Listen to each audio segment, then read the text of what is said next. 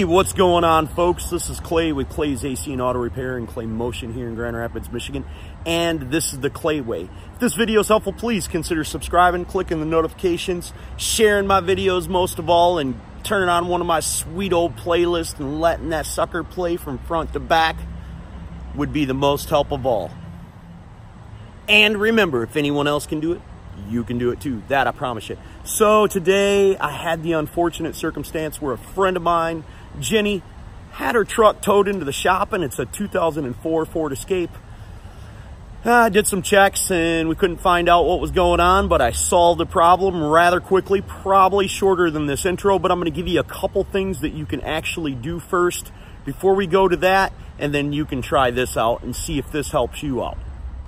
One of the very first things that we want to do is when we turn our key on, we want to make sure that this little light down here doesn't continuously flash and goes off. If that light continuously flashes, then we've got a security issue, and that means that your key is not recognized. We can take the key out. We could stick it in the door, lock and unlock the doors. You know, just various things. Try your key fob to unlock the doors. That's not the problem with mine, but it could be helpful. Okay, the vehicle turned over, but it will not start.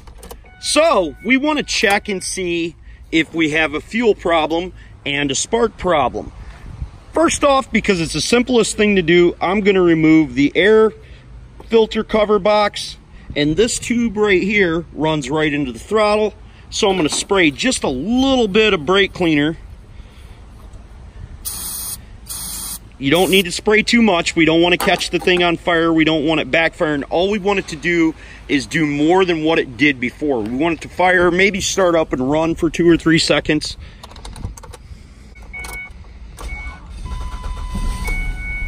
Okay, with the little bit of brake cleaner, which acts as fuel, we're able to get the vehicle to start. Now we're going to see how long it actually runs for. So it ran for about 10 seconds. Now we know we have a fuel problem.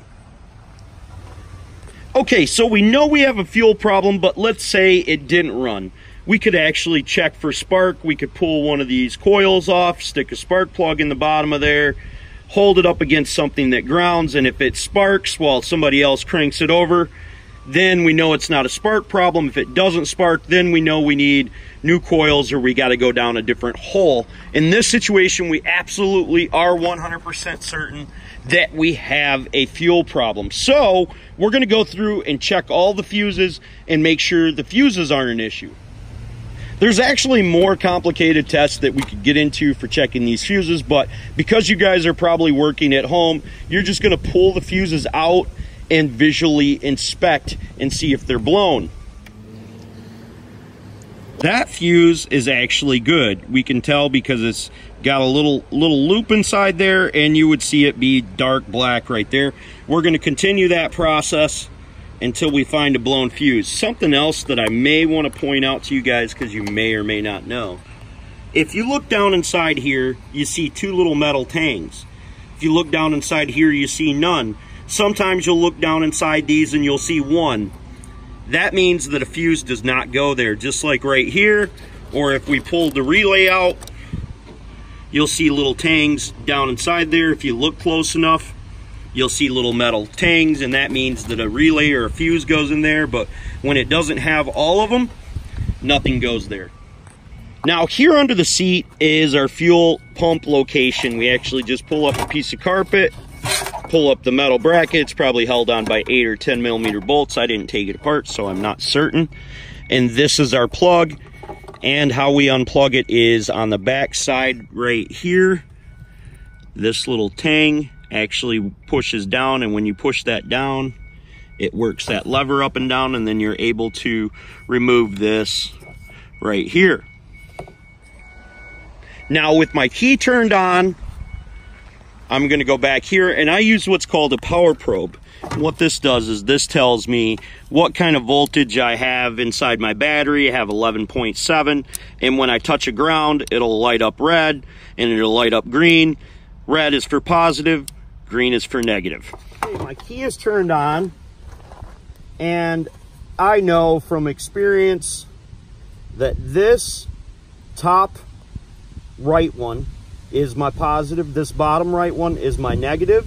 These other two are for sensing. One of them will send a ground to the fuel pump, allowing it not to work if you have the problem that I actually had in this situation. But I've already fixed the problem, so right now I've got 12 volts right there and a ground right there, and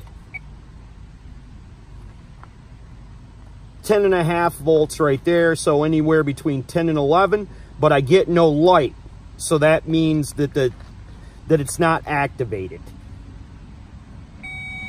And then I got a ground right here. Okay, now if I wanted to start this fuel pump up, all right, down inside here on this side, and you can kind of tell the clocking by where the switch is at, I would put a ground there, or I'm sorry, a positive up in the top left and a negative down in the bottom left. And then that would activate my fuel pump and make it run constantly. So once again, like I said, up here is my 12 volts, down here is my ground. So that would mean when I plug this in, that would put the 12 volts there in the top left and put the ground down there in the bottom left. That would make my fuel pump run all the time. That might be important if you're trying to do some jerry rigging or something like that. But I'm actually going to show you what the problem is and take you to what was going on. Okay, so on Fords back in the late to mid 1990s, they started using what's called an inertia switch. What happens is when the vehicle rolls over, this switch pops up and it turns the fuel pump off. Now, that's designed for rollover, but it can activate with you simply jacking the car up. It's crazy, I know. Here on this Ford Escape, which is a 2004, I know I said it earlier is 2005, but it's actually a 2004. Right up underneath here, there's a little lip right here. And that inertia switch, the top of it is literally right there. And you should be able to see from the picture that I put up in the corner what it actually looks like. You're gonna reach your finger up underneath there and you're gonna push it down. And as soon as I reached my finger up underneath here and pushed it down, I felt it click. And I knew right away that was the problem. So I wanted to show you guys that this doesn't actually look any different when it's popped up, but we can listen. And you can feel it push down inside there, and it'll almost click. I think I can make it do it again. And there really isn't nothing to look at, so when you look at the top, you won't know. You'll just kind of feel it click when it goes down inside there.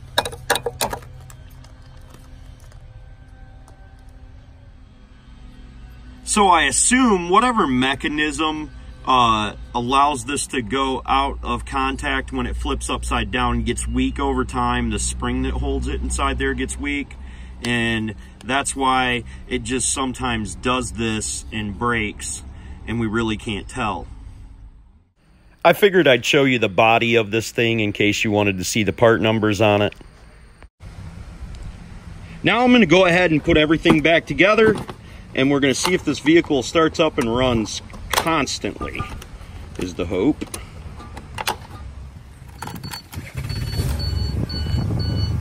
Ah, Eureka! Runs like a champ. So now we're going to take apart that switch over there, and I'm going to show you how to bypass it. I want to give you guys a warning. This is a safety switch.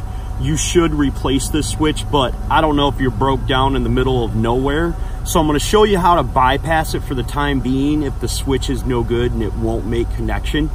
But recommend replacing it. It's a cheap switch. There's nothing to it. Okay, so the first thing that we need to do is we need to remove this bezel right here along the bottom of the sill plate.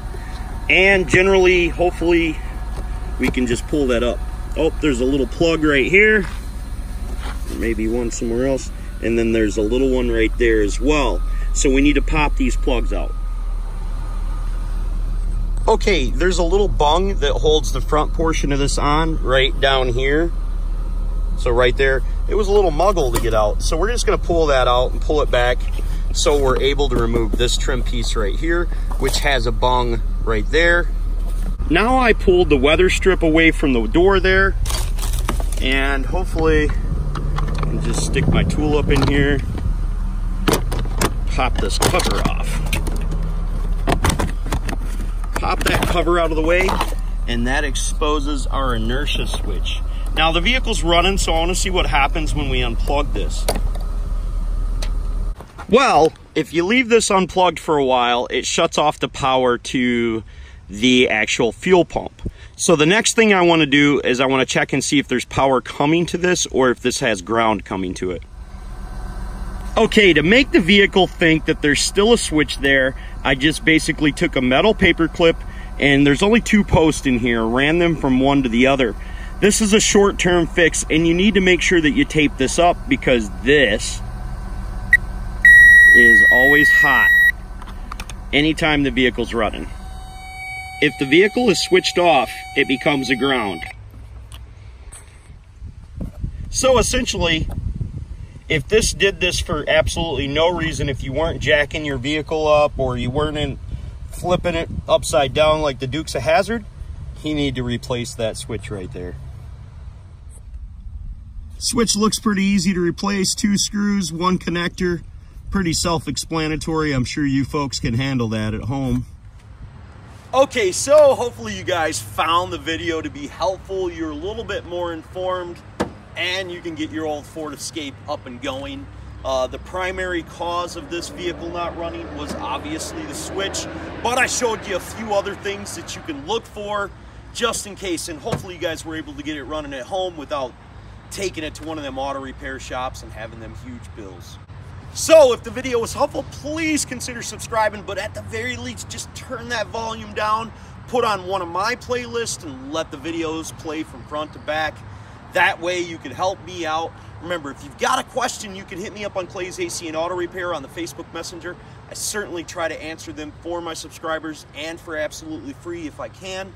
Remember, if anyone else can do it, you can do it too. Don't be the next to them, be the first to you. God bless and have the best of days.